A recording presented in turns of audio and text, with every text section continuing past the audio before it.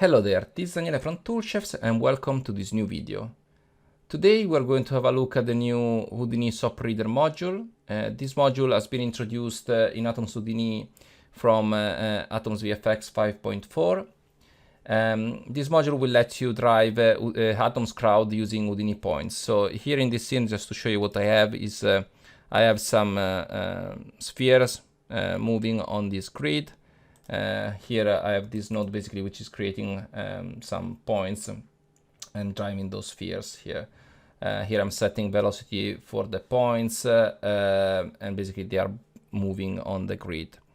So no matter here how you create the points, how you drive them and so on, you can really use those points to drive your Atoms agents. So first thing that we want to do here is we want to go under Houdini and add a Houdini SOP Reader module, and then also I'm going to add a new locomotion module.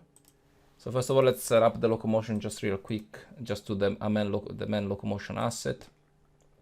Then here, the first thing that you want to set is basically the node that is outputting the point. So in our case, it would be obj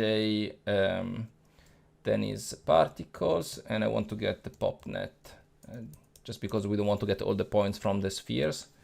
Okay, then we know that the agents are gonna move along the z-axis, so I'm just gonna change the direction to be 0, 0, 1. So if I now press play, we see already the agents being created and following the spheres. So here, so basically this for the layout. So this part basically takes care of the generation of the agents following the points. Then here from the locomotion, you can also say, I want to set like a maximum linear velocity for the locomotion. You can provide also a target distance, maybe 20. Really depends on the simulation anyway. So, but anyway, just let's try with 20. You can provide a max turn angle. And here are some points, some other parameters. So for instance, the first one is pretty important. Basically, with this one, you'll tell Atoms that you want to attach the Atoms agents on the points. So if I press play now, we see that the agent is actually on the sphere. It's just a bit offset just because the agent is being placed by Atoms, and then because we play the clip and the velocity of the clip gets applied, you see that there's just this minor offset here, but basically this is what's happening. If you don't want the agents to be stuck on the sphere, you can disable that option just to see what's happening here. So you see the agents are stopping there. We can disable this option, and now we can say use particle velocity as direction, which is basically mostly what you want to do, because otherwise you can see the agents basically going forward and then backward and jiggling a lot. So this is not something that we want to have. So but anyway, this is an option just in case. You should keep this on as much as possible though.